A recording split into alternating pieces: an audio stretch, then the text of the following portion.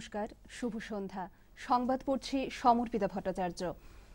বেশ কয়েকদিন রোগ ভোগের পর আজ প্রয়াত হয়েছেন দেশের প্রাক্তন রাষ্ট্রপতি প্রণব মুখোপাধ্যায়। বয়স হয়েছিল 84 বছর। গত 10 আগস্ট মস্তিষ্কে রক্তক্ষরণ হওয়ায় তাকে হাসপাতালে ভর্তি करा হয়েছিল।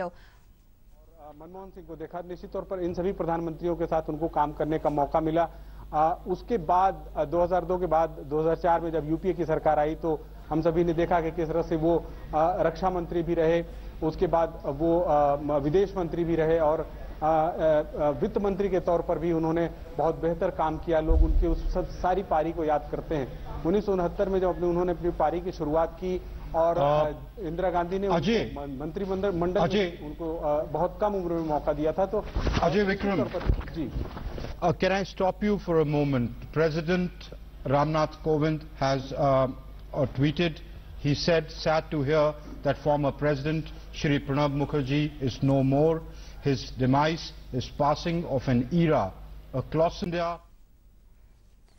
করোনা আবহের মধ্যে আজ থেকে রাজ্য বিধানসভার 4 দিনের বাদল অধিবেশন শুরু হয়েছে।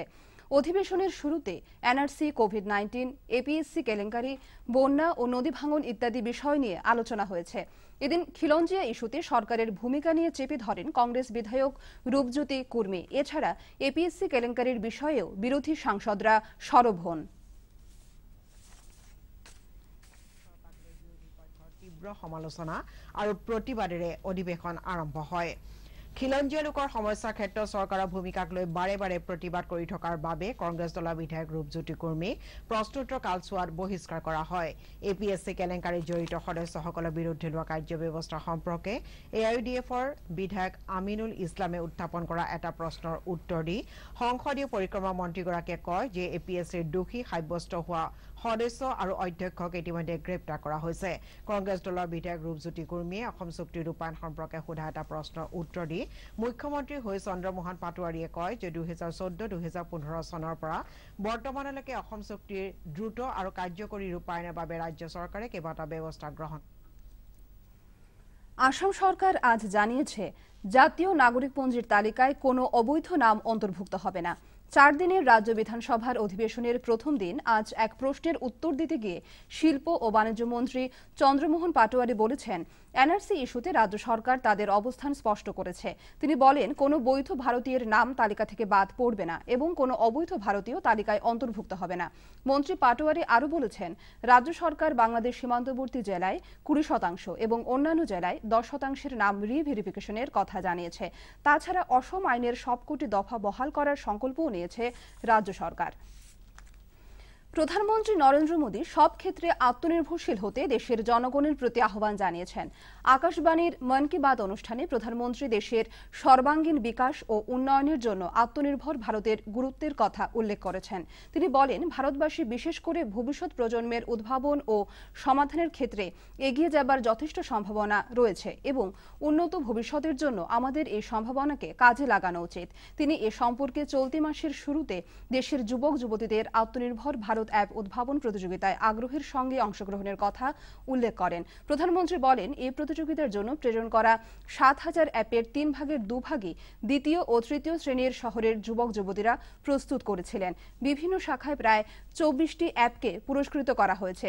প্রধানমন্ত্রী বলেন, এবার দেশে খেলনার উৎপাদন বাড়াতে হবে, কারণ শিশুদের বিকাশের জন্য খেলনা খুবই গুরুত্বপূর্ণ।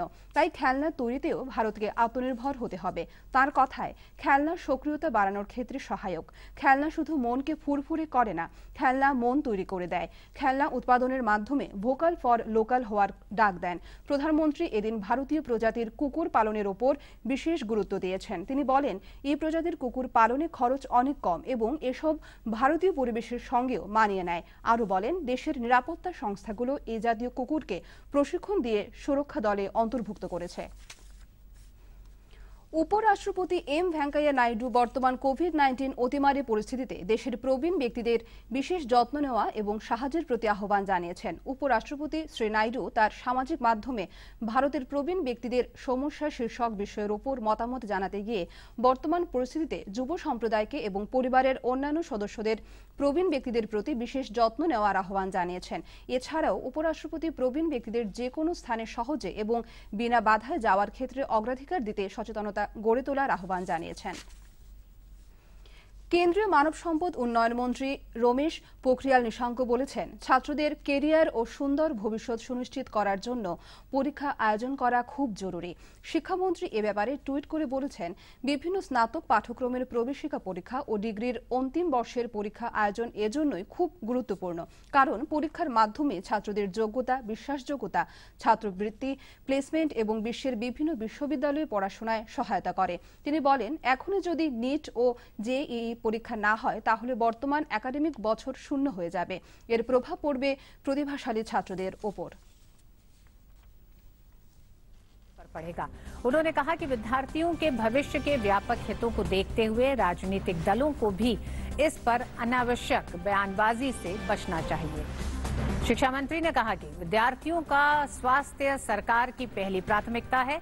उन्होंने कहा कि परीक्षा की तैयारियों के लिए नेशनल टेस्टिंग एजेंसी ने व्यापक इंतजाम किए हैं और सभी आवश्यक सावधानियां बरती जा रही हैं।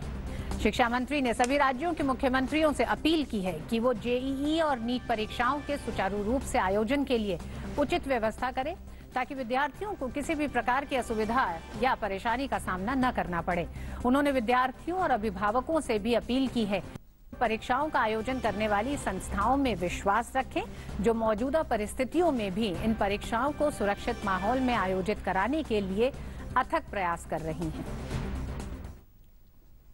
আগামীকাল অর্থাৎ 1 সেপ্টেম্বর থেকে দেশে আনলক 4 শুরু হচ্ছে। এই উপলক্ষে কেন্দ্র সরকার বেশ কিছু নীতি নির্দেশিকা জারি করেছে। কোভিড-19 সংক্রান্ত জাতীয় নির্দেশাবলীর অধীনে সমগ্র দেশে সামাজিক দূরত্ব বজায় রাখতে বলা হয়েছে। এ বিষয়ে ব্যবসায়িক প্রতিষ্ঠানগুলি শারীরিক দূরত্ব বজায় রাখছে কিনা তা স্বরাষ্ট্র মন্ত্রণালয় নিরীক্ষণ করবে। 65 বছরের ঊর্ধ্বে ও রোগাক্রান্ত ব্যক্তি, গর্ভবতী মহিলা, 10 বছরের নিচের শিশুদের প্রয়োজন ছাড়া ঘরের বাইরে না যাবার পরামর্শ প্রদান করা হয়েছে। বিভিন্ন রাজ্য ও কেন্দ্রশাসিত অঞ্চলের সঙ্গে আলোচনা করে বিদ্যালয়, মহাবিদ্যালয় সহ অন্যান্য শিক্ষা প্রতিষ্ঠান ও প্রশিক্ষণ কেন্দ্রগুলি আগামী 30 সেপ্টেম্বর পর্যন্ত বন্ধ রাখার সিদ্ধান্ত গ্রহণ করা হয়েছে। এই সময় দূরবর্তী ও অনলাইন শিক্ষা প্রদান অব্যাহত থাকবে। কন্টেইনমেন্ট জোনগুলিতে 30 সেপ্টেম্বর পর্যন্ত লকডাউন কঠোরভাবে বলবৎ থাকবে। এখন থেকে আন্তঃরাজ্য পরিবহনের ক্ষেত্রে কোনো ধরনের বাধা নিষেধ থাকবে না। এর জন্য কোনো অনুমতি বা অনুমোদন অথবা ই পারমিটের প্রয়োজন হবে না। স্বরাষ্ট্র মন্ত্রণালয় রাজ্যগুলিকে কন্টেইনমেন্ট জোনের বাইরের এলাকাতে স্থানীয় লকডাউন বলবৎ না করার পরামর্শ দিয়েছে। এদিকে কোভিড প্রোটোকল মেনে আগামী 21 সেপ্টেম্বর থেকে মুক্ত মঞ্চে অনুষ্ঠান আয়োজন করার অনুমতি প্রদান করা হয়েছে। আসাম সহ দেশের 9টি রাজ্য ও কেন্দ্রশাসিত অঞ্চলে কোভিড-19 থেকে আরোগ্য লাভের হার 80% বেশি বলে কেন্দ্রীয় স্বাস্থ্য মন্ত্রক সূত্রে জানানো হয়েছে। এদিকে কেন্দ্র সরকারের পক্ষ থেকে জানানো হয়েছে, করোনা সংক্রমণ থেকে সুস্থ হয়ে ওঠার হার দেশে 76.61% পৌঁছে গেছে। গত 24 ঘন্টায় দেশে 64,935 জন আক্রান্ত সুস্থ হয়ে উঠেছেন। স্বাস্থ্য মন্ত্রক সূত্রে বলা হয়েছে, এ পর্যন্ত দেশে আক্রান্তদের মধ্যে সুস্থ হয়ে উঠেছেন 27,74,000। মন্ত্রক সূত্রে বলা হয়, গত 8 দিনে 5 লক্ষ রোগী সংক্রমণ থেকে সুস্থ হয়েছেন। ইন্ডিয়ান কাউন্সিল অব মেডিকেল রিসার্চের সূত্র অনুযায়ী গত 24 ঘন্টায় 8,46,000 টেস্ট করা হয়েছে। সব মিলিয়ে এ পর্যন্ত 4,23,00,000 স্যাম্পল টেস্ট করা হয়েছে।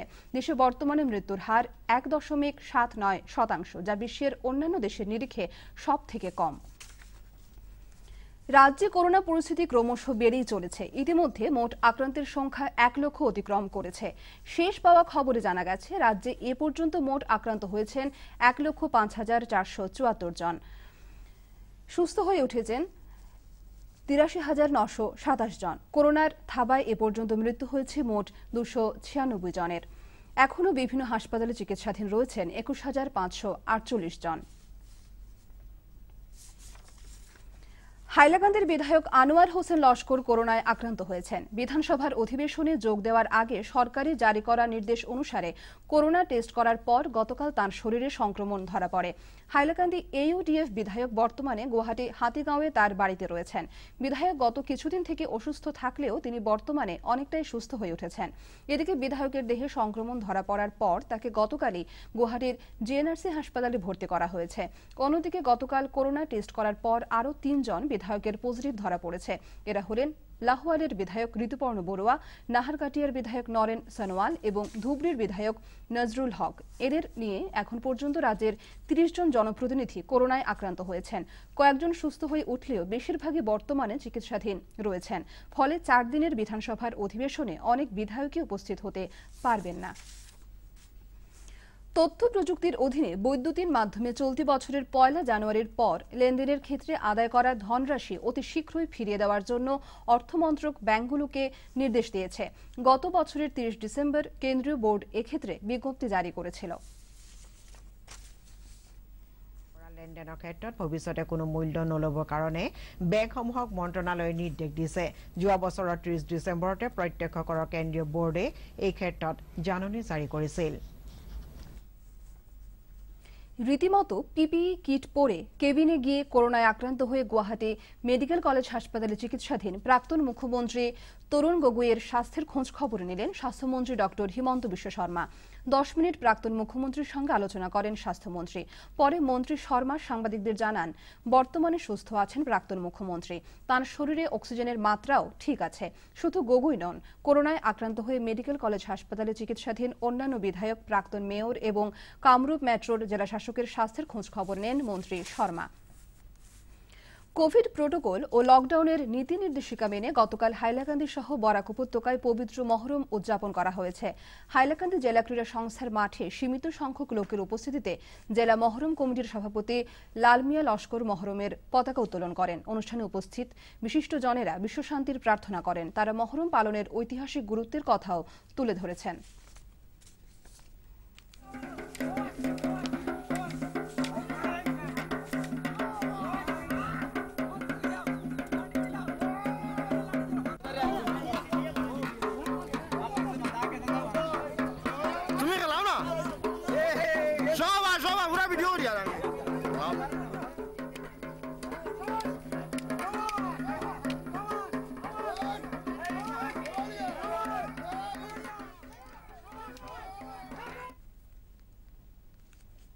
করোনা আবহের মধ্যেই রবিবার পাহাড় লাইন পরিদর্শনে আসেন এনএফ রেলের জেনারেল ম্যানেজার সঞ্জীব রায়, পাহাড়ের সফরসঙ্গী ডিআরএম রামবাহাদুর রায়। এদিন গুয়াহাটি থেকে এলজি স্পেশালে দিনের প্রায় ১:৩০ নাগাদ নিউ হাফলং স্টেশনে উপস্থিত হন। জানা গেছে, রুটিন পরিদর্শনের জন্যই জেনারেল ম্যানেজারের এই সফর। সঞ্জীব রায় গতকাল রাত প্রায় ১০টায় লামডিং উপস্থিত হন। আজ সকালে লামডিং স্টেশনের বিভিন্ন দিক খতিয়ে দেখে পাহাড় লাইনের উদ্দেশ্যে রওনা হন। পাহাড় লাইনের মাইবাং স্টেশন ছাড়া নিউ হাফলং পরিদর্শন করেন। হাফলং শহরে থাকা রেলওয়ে গেস্ট হাউসে বিশ্রাম নিয়ে বিকেলে বদরপুরের উদ্দেশ্যে যাত্রা করেন। রেল সূত্র মতে, জিএম রায় বদরপুর ছাড়া শিলচর স্টেশন পরিদর্শন করে আগামীকাল আগরতলা যাবেন। নিউ হাফলং স্টেশনে সাংবাদিকদের সাথে আলাপকালে জিএম সঞ্জীব রায় বলেন, করোনা পরিস্থিতির জন্য যাত্রীবাহী ট্রেন চলাচল বন্ধ রয়েছে। তাই এই মুহূর্তে লামডিং, শিলচর হোক বা বদরপুরের মধ্যে ট্রেন চলাচলের কোনো পরিকল্পনা নেই। সব নির্ভর করছে রাজ্য সরকারের সিদ্ধান্তের উপর। রাজ্য সরকারের তরফ থেকে সবুজ সংকেত পাওয়া মাত্র ট্রেন চলাচল নিয়ে ব্যবস্থা নেবে রেল। এদিকে পার্বত্য জেলার সাধারণ জনগণের দাবি যে, করোনা পরিস্থিতিতে যেহেতু বাস চলাচল করছে, তাহলে সামাজিক দূরত্ব বজায় রেখে লামডিং, শিলচরের মধ্যে যাত্রীবাহী ট্রেন চলাচল কেন সম্ভব নয়। সরকার এহেন সিদ্ধান্ত নিলে অবশ্যই জনগণ উপকৃত হবে, সন্দেহ নেই। এই মুহূর্তে আমাদের সঙ্গে রয়েছেন জেলার মিডিয়া এক্সপার্ট সুমন চৌধুরী। আমরা তার কাছ থেকে জেনে নেব জেলার সর্বশেষ করোনা পরিস্থিতি। হ্যালো হ্যালো সুমন বাবু, আপনার কাছ থেকে আমরা জানতে চাইছি করোনা সর্বশেষ পরিস্থিতি কি রয়েছে। আজকের জেলার রিপোর্টটা এখনো এসে পৌঁছায়নি। শুধুমাত্র আরবান যে ওয়ার্ড ওয়াইজ যেগুলো সেন্টার খোলা হয়েছিল সেগুলোর রিপোর্ট এসেছে। 292 জন বিভিন্ন ওয়ার্ডে টেস্টিং হয়েছে এবং তার মধ্যে 57 জনকে পজিটিভ পাওয়া গেছে। একটা চিন্তনীয় বিষয় যে আমরা ওয়ার্ড ওয়াইজ সেন্টার খুলেছি বিভিন্ন জায়গায়, কিন্তু সেখানে ইতিবাচক সাড়া পাওয়া যাচ্ছে না।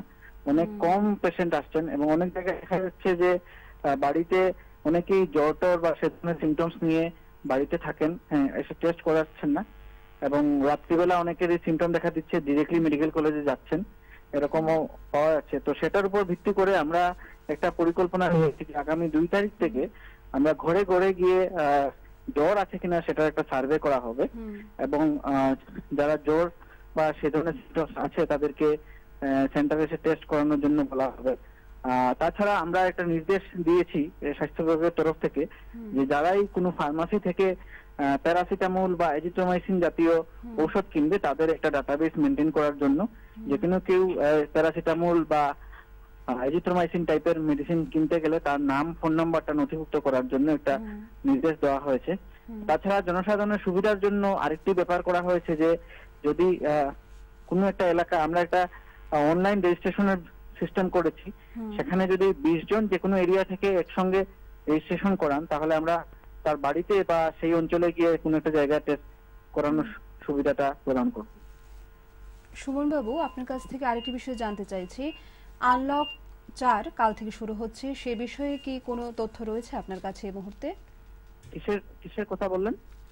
আনলক 4 আগামী কাল থেকে জারি করা হয়েছে। আনলক 4 বলতে আমাদের তো এখানে যে লকডাউন রাজ্য সরকার লাগু করেছে কাছাড় বা বরাক উপত্যকার জন্য, সেটা বজায় থাকবে আপাতত, সেটা পরিবর্তন হওয়ার কোনো সম্ভাবনা নেই। আর উইকেন্ডের লকডাউন যেটা রয়েছে সে বিষয়ে এখন তো পুরো সপ্তাহ যে গাইডলাইন যেটা দেওয়া হয়েছে সেটাই বজায় থাকবে। আচ্ছা, ধন্যবাদ জানাই সুমন চৌধুরী আপনাকে। করোনা পরিস্থিতির মধ্যে সাধারণ মানুষের রুজি রোজগার ও দৈনন্দিন জীবনযাপনে মারাত্মক প্রভাব পড়েছে। বিশেষ করে গরিব ও অসহায় পরিবারের বহু মানুষ খাবারের অভাবে অবর্ণনীয় দিন যাপন করছেন। এই অসহায় পরিবারকে খাদ্যের যোগান দিতে এগিয়ে এসেছে স্বেচ্ছাসেবী সংস্থা রবিনহুড আর্মি। আজ শিলচর তারাপুরে রাস্তার পাশে থাকা অসহায় মানুষদের সংগঠনের পক্ষ থেকে খাবার বিতরণ করা হয়। প্রসঙ্গত, বিশ্বের বিভিন্ন দেশে 2014 সাল থেকে ক্ষুধার্তদের খাবারের সংস্থান করে দিতে তৎপরতা চালিয়ে যাচ্ছে এই সংগঠনটি।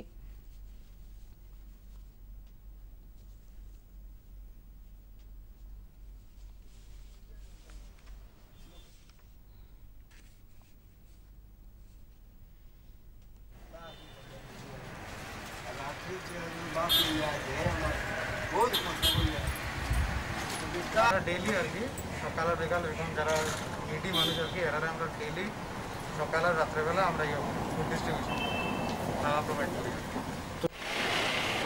একটু দূরে থাকবো, ঠিক আছে? আগে লাগাই তো, লাগাও, আগে লাগাও, মাছ লাগাও, একটা লাগাও।